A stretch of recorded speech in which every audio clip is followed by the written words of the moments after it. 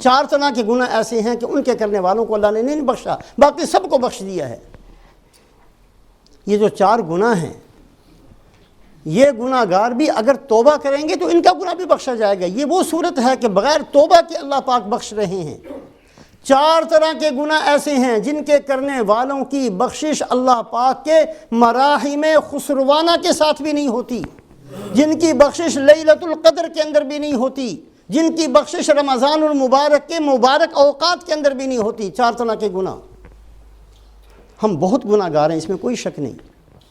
نہ ہماری نماز ڈھنگ کی ہے، نہ ہمارا روزہ ڈھنگ کا ہے، نہ ہماری تلاوت ڈھنگ کی ہے، نہ ہماری دعائیں کسی ڈھنگ کی ہیں۔ ہمیں اعتراف ہے اپنے تمام کے تمام گناہوں کا، لیکن ان 4 گناہوں کے قریب کبھی نہیں جانا چاہیے۔ اللہ پاک کی جو شاہی عطا ہے اس سے بھی بندہ محروم رہ جاتا ہے ان 4 گناہوں کی وجہ سے۔ اللہ ہم سب کو بچائے، اور اگر کوئی اس کے اندر مبتلا ہے، آج موقع ہے کہ وہ توبہ استغفار کرے اور آئندہ ہمیشہ کے لیے اس گناہ کو چھوڑ دے۔ ایک گناہ فرمایا مدمن خمر، آج سب کی بخشش ہوئی ہے، اس آدمی کی بخشش نہیں ہوئی جو شراب کا نشے کا عادی ہے۔ وعاق لوالدیہ، دوسرا گناہ اس بندے کو نہیں بخشتے جو اپنے ماں باپ کا نافرمان ہو۔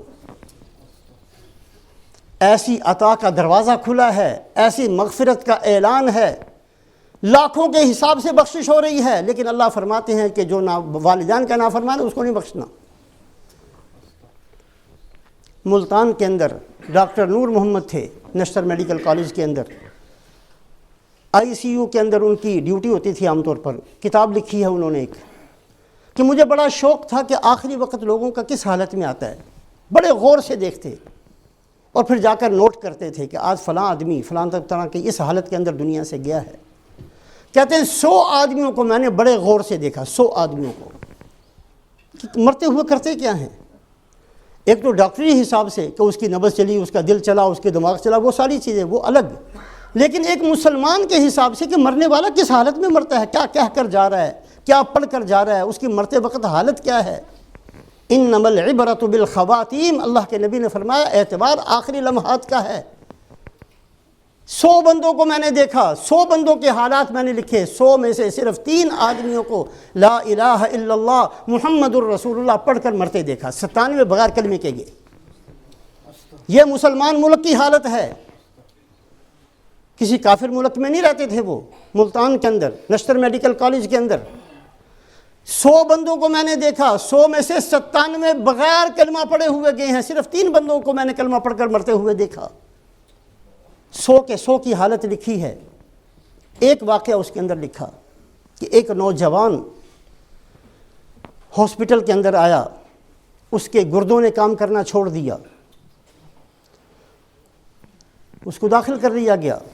بہت سارے بندے ہیں جن کے گردے کام نہیں کرتے، یہ کم کام کرتے ہیں، بہت سارے مریض ہیں دنیا کے اندر، لیکن اس کی حالت یہ تھی کہ اس کی ایسی خوفناک قسم کی آواز اس کے اندر سے نکلتی تھی کہ جو باقی مریض تھے، باقی بیمار تھے، انہوں نے ہاسپٹل ہی چھوڑ دیا، ہم کسی اور ہسپتال میں چلے، ہم یہاں رہتے ہی نہیں۔ سننا مشکل تھا اس آواز کو، ایسی ڈراؤنی قسم کی، بھیانک قسم کی، خوفناک قسم کی آواز، اور جب رات ہوتی تھی تو وہ آواز اور بڑھ جاتی تھی، اس قدر خوفناک آواز اس کے اندر سے نکلتی تھی، اور وہ ایسی آواز سے چیختا تھا کہ چیختے ہوئے لوگوں کو تو بہت دیکھا ہے، لیکن ایسی آواز کسی نے نہیں سنی۔ مریضوں نے ہسپتال کو چھوڑنا شروع کر دیا، جس کی وجہ سے وہ کہتے ہیں کہ ہم نے اس کے لیے الگ سے ایک کمرہ مقرر کیا تاکہ عام مریض اس کو نہ دیکھیں۔ اس کی تیمارداری کے لیے صرف اس کا باپ آتا تھا، کوئی بھائی کوئی اور نہیں آتا تھا، صرف باپ آتا تھا۔ باپ بھی آ کر اتنا تنگ آ گیا کہ ایک دفعہ مجھے کہنے لگا ڈاکٹر صاحب اس کو کوئی زہر کا ٹیکہ لگا دیں تاکہ جلدی اس کی جان چھوٹ جائے، مرتا بھی تو نہیں ہے۔ تو میں نے اس کو کہا کہ نہیں، یہ ہمارے لیے ممکن نہیں ہے، قانون کے خلاف ہے، شریعت کے خلاف ہے، ہم زبردستی نہیں کسی کو مار سکتے، ہم نہیں ایسا کر سکتے۔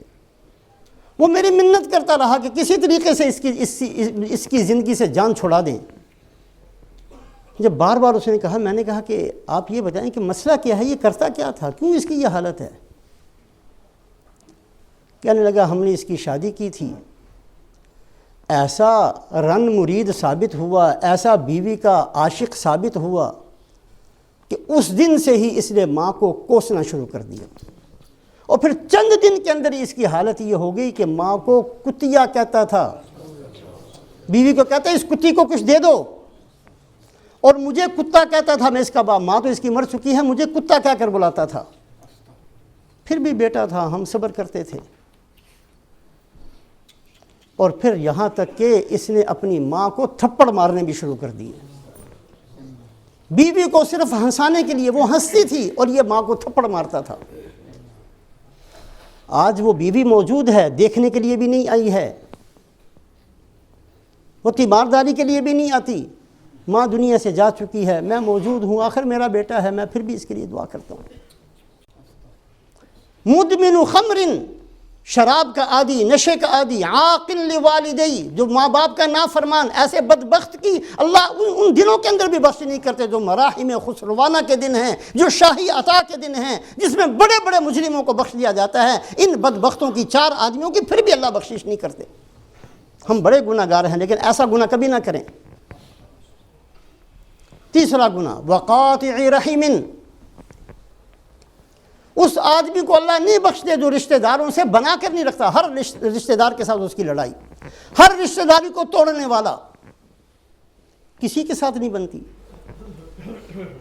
ایک دفعہ ایک بندے نے مجھے کہا کہ آپ بڑے خوش نصیب ہیں، میں کہا الحمدللہ، مسلمان ہر مسلمان بڑا خوش نصیب ہے۔ کہا نہیں، اس لیے کہ آپ کا کوئی رشتہ دار اس ملک میں نہیں رہتا، اس لیے آپ خوش نصیب ہیں۔ رشتہ داری جو ایک نعمت ہے، مجھے کہتا ہے کہ آپ کا چونکہ کوئی رشتہ دار یہاں نہیں ہے اس لیے آپ بڑے خوش نصیب ہیں۔ ایسی پتہ نہیں کیا مصیبت پڑ گئی ہے کہ ہر رشتہ دار کے ساتھ لڑائی ہے۔ حضرت ابو ہریرہ رضی اللہ تعالیٰ عنہ رسول پاک علیہ السلام کے وصال کے بعد لمبا زمانہ حیات رہے، ایک بستی میں تشریف لے گئے، صحابہ تھوڑے رہ گئے تھے اس وقت۔ ان بستی والوں نے دیکھا کہ اتنے بڑے صحابی آئے ہیں، مجمع اکٹھا ہو گیا، بہت بڑا مجمع اکٹھا ہو گیا۔ حضرت ابو ہریرہ رضی اللہ تعالیٰ عنہ نے فرمایا کہ بھئی میں تمہیں قسم دیتا ہوں کہ اس مجمع کے اندر جو بندہ بھی ایسا ہے جس کی اپنے رشتہ داروں سے نہیں بنتی، جو رشتہ داریوں کو توڑنے والا ہے، خدا کے لیے اس مجمع سے اٹھ کر چلا جائے۔ ایک دفعہ اعلان کیا، دوسری دفعہ کیا، ایک نوجوان اٹھا اور چپکے سے اٹھ کر چلا گیا، تھوڑی دیر کے بعد واپس آ کر بیٹھ گیا۔ تو وہ گیا اپنی پھوپھی کے پاس، اس کی اپنی پھوپھی سے لڑائی تھی۔ پھوپھی بڑی حیران ہوئی کہ یہ کیسے آ گیا، پوچھا کہ تم کیسے آئے؟ کہا یہ حضرت ابو ہریرہ آئے ہوئے ہیں، انہوں نے مجھے قسم دی اس لیے میں آیا۔ کہا ان سے پوچھ کر آؤ کہ یہ انہوں نے کیوں کیا ہے ایسے۔ یہ نوجوان آیا، قصہ سنایا کہ جی آپ کے بار بار کہنے سے میں گیا تھا، میں نے اپنی پھوپھی سے صلح کی، پھر انہوں نے مجھ سے پوچھا کہ آپ نے یہ معاملہ کیوں کیا؟ کہا میں نے اس لیے کیا کہ رسول پاک علیہ السلام سے ہم نے سنا تھا پوری مجلس کے اندر ایک بندہ بھی ایسا ہو جو قاطع رحم ہو، جو رشتہ داریوں کو توڑنے والا ہو، پورے مجمع کی دعا قبول نہیں ہوتی، پورے مجمع کی دعائیں قبول نہیں ہوتی۔ ہم نے دعا کرنی تھی، اس لیے ہم نے یہ کہا کہ ایسا بندہ چلا جائے تاکہ ہماری تو قبول ہو جائے۔ ایسا واقعہ حضرت عبداللہ بن مسعود کا بھی ہے، حضرت ابو ہریرہ کا بھی ہے۔ یہ چھوٹا سا گناہ نہیں ہے، رشتہ داریوں کو ذرا سی اپنی ٹانگ اونچی کرنے کے لیے ہر رشتہ دار سے لڑائی ہے، کسی سے بھی نہیں بنتی، سارا قصور انہی کے اندر ہے، میرے اندر کوئی قصور نہیں جو میں لڑتا پھرتا ہوں۔ جس سے بھی پوچھو ہر ایک کا قصور نکالے گا، خود بالکل بے گناہ۔ اگر ان کا قصور ہے تو ہمارا بھی تو قصور ہے۔ رشتہ داریوں کو کبھی نہیں توڑنا چاہیے، یہ نعمت ہے، یہ اللہ پاک نے اپنے نام سے کاٹ کر، رحمان سے رحم کو کاٹا، حدیث پاک کے اندر ہے، میری صفت ہے رحمان، میرا نام ہے رحمان، میں نے اپنے نام سے کاٹ کر رحم کا معنی رشتہ داری، میں نے رشتہ داریوں کو بنایا ہے اور رشتہ داری کو اپنے عرش کے ساتھ لگا دیا ہے۔ اور رشتہ داری یہ ہر وقت اعلان کرتی ہے کہ میں اللہ کے رحم سے اللہ کے نام سے نکلی ہوئی چیز ہوں، جس نے مجھے جوڑا ہے اللہ اس کو اپنی رحمت سے جوڑ دیں گے، جس نے مجھے توڑا اللہ اس کو اپنی رحمت سے توڑ دیں گے۔ 3 گناہ ہو گئے۔ چوتھا گناہ فرمایا مشاحن۔ صحابہ نے کہا یا رسول اللہ مشاحن کون ہے؟ کہا مشاحن وہ ہے جس کا دل کینے سے بھرا ہوا ہو، کینے سے بھرا۔ مسلمان کا کام یہ ہے کہ دوسروں کی خوبیاں دیکھے۔ صحابی سامنے سے گزرے، آپ صلی اللہ علیہ وسلم نے اعلان فرمایا جس نے جنتی دیکھنا ہو اس بندے کو دیکھ لے۔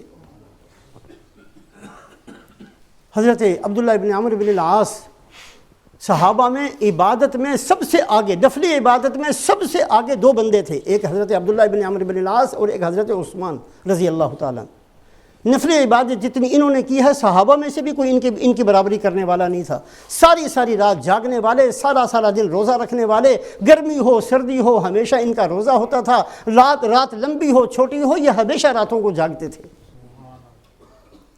حضرت عبداللہ ابن عمرو بن العاص بڑے کہ جی اللہ کے نبی نے ان کو جنتی ہونے کی خوشخبری سے پہنچ گئے ان کے گھر کہ جی میں آپ کے گھر کچھ دن مہمان بن کر رہ سکتا ہوں۔ ہاں بھتیجے رہ سکتے ہو، ایک دن رہے 2 دن رہے، سمجھتے تھے پتہ نہیں کتنی کی عبادت کریں گے۔